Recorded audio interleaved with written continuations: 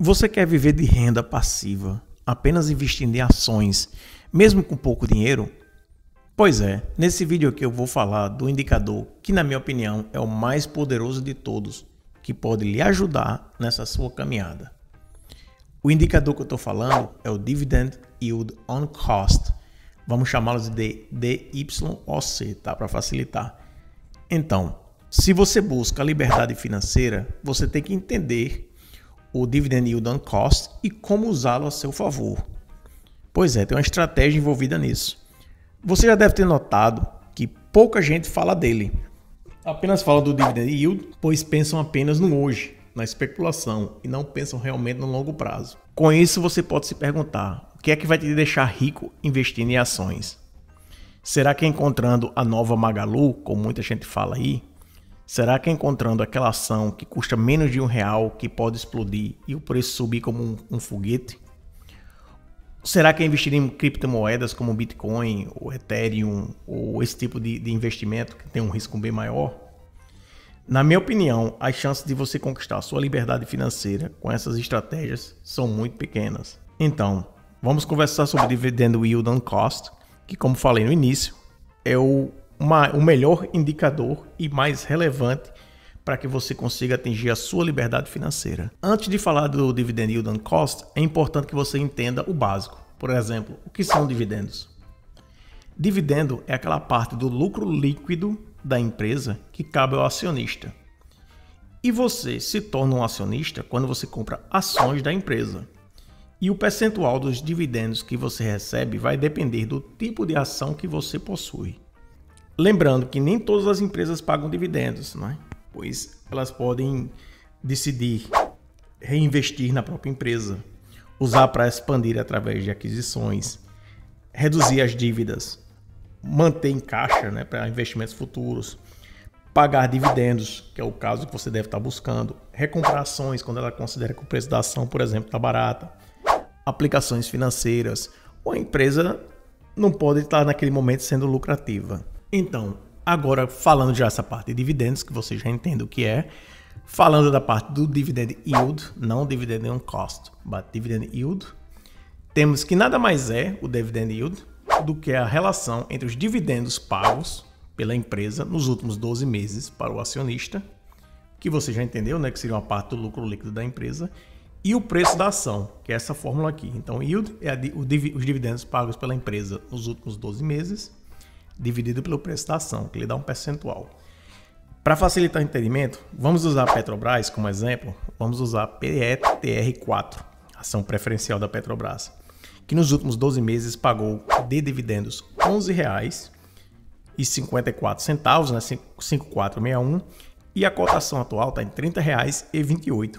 Então isso lhe dá um dividendo yield de 38,13%. Um dividendo espetacular, tá? Isso para você comprando o preço atual. Esse preço atual é o mesmo para todo mundo, né? Então seu dividend yield é o mesmo de qualquer pessoa. Tá entendido? Agora vamos ver o que é o Dividend Yield on Cost. O Dividend Yield on Cost é a relação dos dividendos pagos nos últimos 12 meses, até aí a mesma coisa do Dividend Yield, né? Ou seja, pago pela empresa a você, dividido pelo seu PM, ou seja, pelo seu preço médio pago pelas ações. Isso faz uma diferença enorme. Por quê?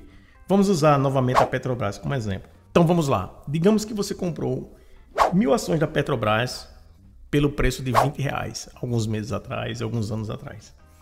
Depois você comprou outras 1.000 ações por R$30. Então o seu preço médio seria as suas 1.000 ações que você comprou por R$20, mais as 1.000 ações que você comprou por R$30, dividido pela quantidade de ações, que são 2.000 ações. Isso lhe daria um preço médio de R$25. Então, o seu Dividend Yield on Cost seria os R$11,54 aproximados de dividendos pagos nos últimos 12 meses, dividido pelo preço médio de R$25, lhe daria um Dividend Yield on Cost de 46,18%. Como você já está vendo aqui, o seu Dividend Yield on Cost é maior do que o Dividend Yield atual, porque o seu preço médio é menor. Ok? Vamos continuar. Digamos que você tem a ação da Petrobras há muitos anos e seu PM é muito mais baixo que o atual. Lembrando, tá? Como sempre, isso aqui não é indicação de compra ou venda. É só um exemplo para estudar. Por exemplo, o meu PM da Petrobras, como eu já investi nela há décadas, há muitos anos, está bem próximo de zero. Mas eu vou pegar um valor mais baixo da época que eu investi inicialmente na empresa, que inclusive está acima do meu PM, para que sirva como exemplo, pois eu tenho essa ação desde 2002 e continuo reinvestindo os dividendos, tá bom?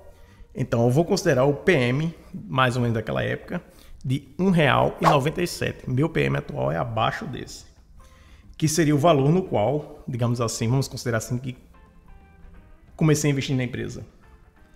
Então, se você pegar o dividendo, para calcular o dividend yield on cost atual, os proventos que foram pagos de R$ 11,54 e dividir por esse PM de 1,97, eu teria um dividend yield on cost de 586%. Um dividend yield aí bem maior do que os atuais.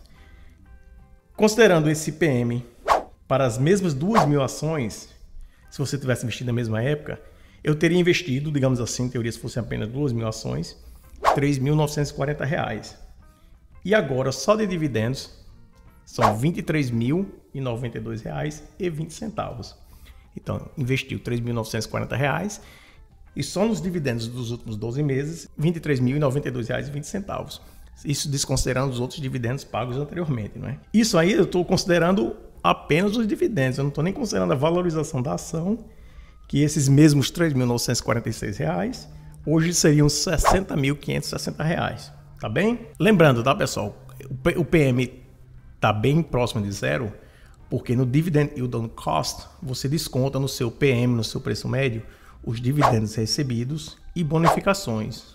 Ou seja, com o tempo, se você investe em empresas sólidas, boas pagadoras de dividendos, o PM realmente tende a zero no longo prazo. Então, com isso eu tenho certeza que você já entendeu que o longo prazo é muito importante para esse tipo de investimento, pois quanto mais antiga for sua carteira, menor será seu PM e o seu Dividend Yield on Cost tenderá a superar e muito o Dividend Yield atual dos papéis. Quando você compara com essas ações que hoje em dia estão na moda, mas que não pagam dividendos, ou com essas novas criptomoedas que aparecem o tempo todo, que sempre tem uma nova, né, aparecendo aí, que é a nova que vai explodir. Lembrando, tá, que eu mesmo invisto em Bitcoin de forma moderada, né, investimentos pequenos, mas eu invisto, então não estou dizendo que é um investimento errado, só estou comparando, tá? Mas quando você investe em empresas sólidas, boas pagadoras de dividendo, com foco no longo prazo, o retorno tende a ser bem mais atrativo do que esse tipo de investimento, né, quando você compara com o risco. Então, acho que você concorda comigo que essas empresas apresentam um risco menor para esses retornos de Dividend Yield on Cost, quando você pensa a longo prazo, do que esses outros tipos de investimento. Lembrando, tá? Isso aqui não quer dizer que o preço da ação atual não importa. Importa sim. Você não vai estar comprando a ação a qualquer preço. E se você vê qualquer pessoa falando para você que o preço não importa, corra para longe dessa pessoa. Pois pagar caro por uma ação pode ter um impacto grande no longo prazo. Você está sempre pensando a longo prazo. Então, pense bem, faça o estudo da ação e é por isso que é importante você sempre pesquisar bem as ações que você quer investir, a ação que você quer comprar e saber o momento certo de entrar nela, tá? Pois isso pode impactar bastante seus retornos a longo prazo, tá bom? Espero que tenha esclarecido a vocês, que vocês agora comecem a pensar muito mais em termos de Dividend Yield on Cost do que simplesmente Dividend Yield, que entenda que tem essa diferença, que nem sempre investir na ação da moda é a melhor escolha. Não estou dizendo que é errado ou que é certo, só estou dizendo que existem opções melhores e que o pensamento de longo prazo, em teoria, normalmente vai lhe dar um retorno muito maior e vai lhe ajudar a atingir os seus objetivos de independência financeira num prazo aí realista, tá bem? Se gostou do vídeo, deixe seu joinha e deixe nos comentários o tipo de vídeo que você quer ver. Obrigado, nos vemos na próxima. Até mais.